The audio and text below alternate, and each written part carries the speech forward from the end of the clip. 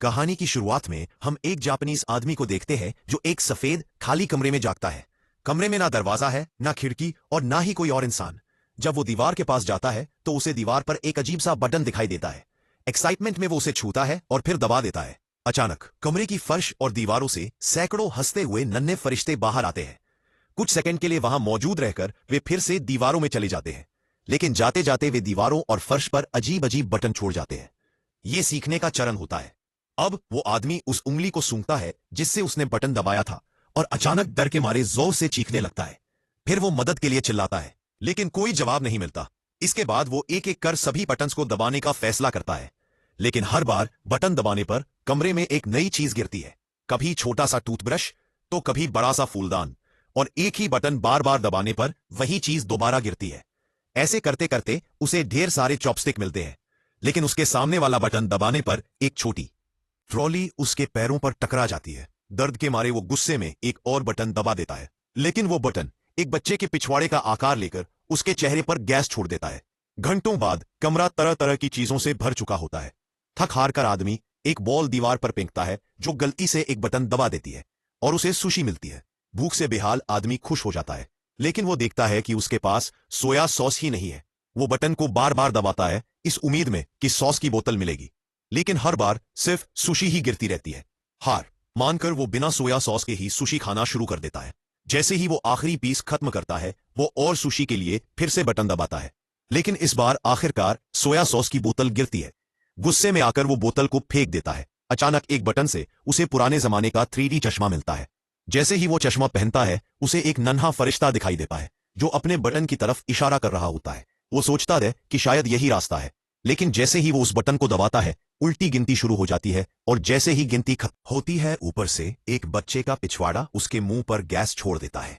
घंटों बाद वो एक मजेदार किताब का 5वां पार्ट पढ़ चुका होता है। एक्साइटमेंट में वो 6वें पार्ट के लिए बटन दबाता है, लेकिन 6वें पार्ट की जगह उसे सीधा 7वां पार्ट मिलता है।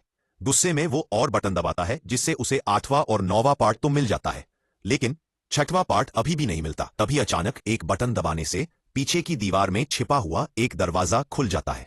वो खुशी से झूम उठता है, लेकिन अपनी इस खुशी में वो भूल जाता है कि दरवाजे को खोलने वाला बटन कौन सा है। उनमें से एक बटन दबाने पर अचानक एक अफ्रीकी आदिवासी दीवार से दीवार तक दौड़ने लगता है। दूसरा बटन दबाते ही उसके सिर पर पानी गिरने लगता है। आखिरकार वो सही बटन ढूंढ लेता है, लेकिन जैसे ही दरवाजे की तरफ बढ़ता है, दरवाजा उसके सामने ही बंद हो जाता है। दूसरी बार भी वही हाल होता है। तभी उसे एहसास होता है कि बटन को दबाकर होल्ड करने से ही दरवाजा खुला रह सकता है। अब वो कई अजीब और गरीब तरीके आजमाता है। पहले पैर से दबाता है, फिर रस्सी से खींचने की कोशिश करता है, और यहां तक कि दूर से फ्लाई स्वेटर से मारता है, लेकिन कुछ भी काम नहीं करता। आखिरकार वो एक फूलदान उठाकर बटन के ऊपर रख देता है, लेकिन बटन फिर भी ऊपर उठ जाता है। फिर वो सोचता है कि फूलदान को भारी बनाना पड़ेगा। सबसे पहले वो फूलदान के अंदर पानी भरने की कोशिश करता है, लेकिन कोई फायदा नहीं होता क्योंकि पानी सिर्फ उसके ऊपर ही गिर रहा था। अब वो फूलदान के अंदर ढेर सारी सुशी भरने लगता है, जिससे फूलदान इतना भारी हो जाता है कि वो उसे उठाए नहीं पा रहा था। फूलदान का मुंह छोटा होने की वजह से वो चॉपस्टिक की मदद से एक एक करके सुशी निकालने लगता है। जैसे ही कुछ सुशी बाहर आती है, वो मुश्किल से फूलदान को उठाकर बटन के पास ले जाता है, लेकिन वहां जाकर उसे एहसास होता है कि वो फिर से बटन भूल गया है। घबराते हुए वो एक बटन दबाता है और दीवार से वही आदिवासी फिर निकल आता है। आदिवासी फूलदान से टकराता है और उसे 2 हिस्सों में तोड़ देता है। आदमी गुस्से में बड़बड़ाता है और फिर सही बटन को ढूंढ लेता है। अब वो उस बटन को सुशी से ढकने की कोशिश करता है, लेकिन बटन वापस ऊपर उठ जाता है। फिर वो टेप की मदद से उसे दबाने की कोशिश करता, पर इतना नहीं होता है, लेकिन ये भी काम नहीं आता। अब कुछ पेन किलर की वजह से वो अच्छे से सोकर उठता है। उठने के बाद उसे ब्रश करने की जरूरत महसूस होती है, इसलिए वो पानी गिराने के लिए एक बटन को दबाता है। हालांकि वो गलत बटन होता है, लेकिन उस बटन की वजह से एक लंबी रस्सी ऊपर से गिरती है, जिससे आदमी का मूड तुरंत ठीक हो जाता है, क्योंकि उसे दरवाजे तक पहुंचने का आइडिया आ गया था। अब वो बटन दबाता है और रस्सी पर झूलते हुए उस दरवाजे के पास टाइम रहते पहुंच जाता है, लेकिन अंदर जाते ही वहां पर एक और दरवाजा होता है। वो उसे खोलने की कोशिश करता है, पर दरवाजा लॉक होता है। अब वो पहला दरवाजा बंद होने से पहले रूम में वापस तो आ जाता है, लेकिन दरवाजा उसके पीठ पर लग जाता है।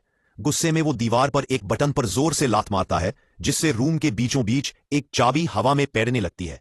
वो तुरंत समझ जाता है कि यह चाबी दूसरे वाले दरवाजे की है, लेकिन दरवाजे की तरह ही कुछ देर बाद ये चाबी भी गायब हो जाती है। इसलिए अब इस आदमी को चाबी के साथ साथ दरवाजे को भी खुला रखने का तरीका ढूंढना होगा। मगर सबसे पहले उसे फिर से उस बटन को ढूंढना होगा जिससे चाबी आती है, क्योंकि वो उस बटन को भूल गया था। वो दीवार पर एक रैंडम बटन को दबाता है और अचानक वहां से एक कुत्ता निकलकर उस पर भौंकने लगता है। दूसरी बार भी वही होता है, लेकिन तीसरी बार उसे आखिरकार सही बटन मिल जाता है।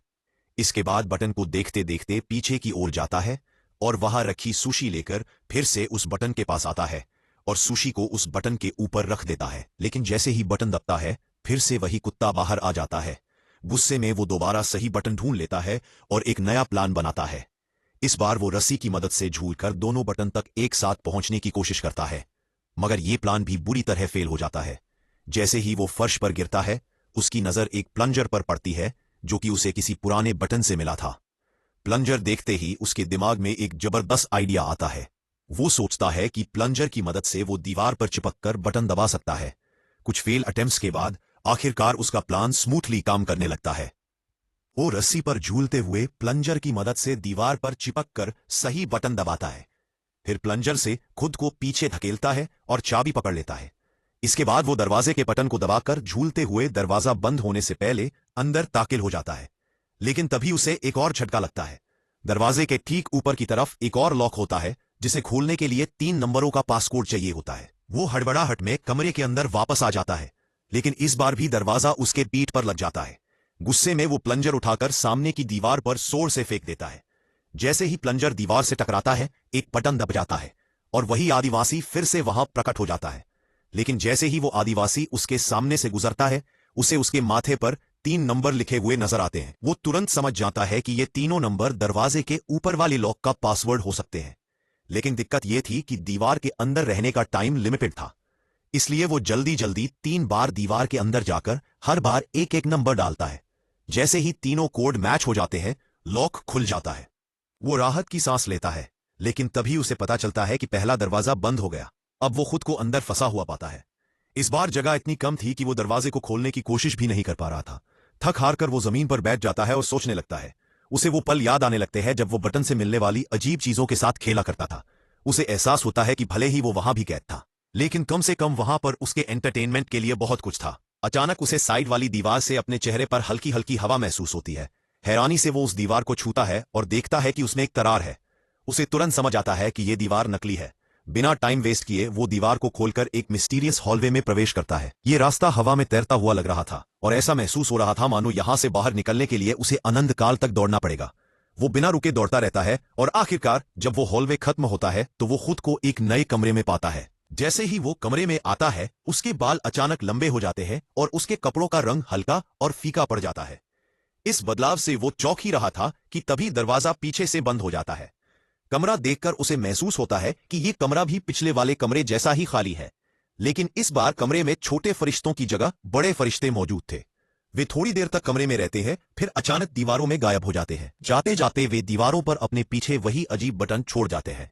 ये अभ्यास का चरण होता है। अब ये आदमी लगभग हार मान चुका था कि तभी उसकी नजर ऊपर से आती एक अजीब सी रोशनी पर पड़ी। उसने देखा कि इस कमरे की कोई छत नहीं थी और ऊपर कुछ फरिश्ते उड़ रहे थे। अब वो इन अजीब बटनों को दबाने के बजाय उनका इस्तेमाल ऊपर चढ़ने के लिए करने लगा। लेकिन जैसे जैसे वो बटनों को छूकर ऊपर चढ़ रहा था, पृथ्वी पर अजीबोगरीब घटनाएं घटने लगी। फूल के खिलने से लेकर हाथी के मरने तक। जितना वो ऊपर चढ़ रहा था, इन बटनों का प्रभाव उतना ही बढ़ रहा था। अब इनका असर केवल प्रकृति तक सीमित नहीं रहा, बल्कि मानवता और छोटी बड़ी चीजों पर भी पड़ने लगा, जैसे टोस्टर चलना या इंसान का चांद पर उतरना। आखिरकार जब वो अंत तक पहुंचा तो उसके बाल और दाढ़ी दोनों बहुत लंबे हो चुके थे। अब उसे बटन छूने की भी जरूरत नहीं थी। वो फरिश्तों की तरह हवा में तैर रहा था। इस ऊंचाई पर पहुंचकर उसने पिछले दोनों कमरों से मिले अनुभवों को याद किया और भगवान की अपनी भूमिका को स्वीकार किया। उसने समझ लिया कि बटन दबाने का काम अब नहीं करना, बल्कि मानवता के लिए सबसे बड़े निर्णय लेना है। वो अब चुनिंदा तरीके से मानवता की सबसे बड़ी हिट्स का चुनाव करने लगा। जैसे जैसे उसका काम पूरा हुआ, कमरे की दीवारें गायब होने लगीं और उसकी जगह पंखों का घेरा बन गया। फिर एक चमत्कारी पोर्टल प्रकट हुआ। वो उसमें प्रवेश करता है और आखिरी कमरे में पहुंचता है। ये चरण भविष्य का होता है। इस कमरे की एक दीवार पर सभी महाद्वीपों के नक्शे बने हुए थे। वहीं दूसरी दीवार पर एक बड़ा सा बटन था जिससे वो आदमी दबाने जा रहा था। और इसी मिस्टीरियस एंडिंग के साथ ये कहानी यहीं पर खत्म हो जाती है।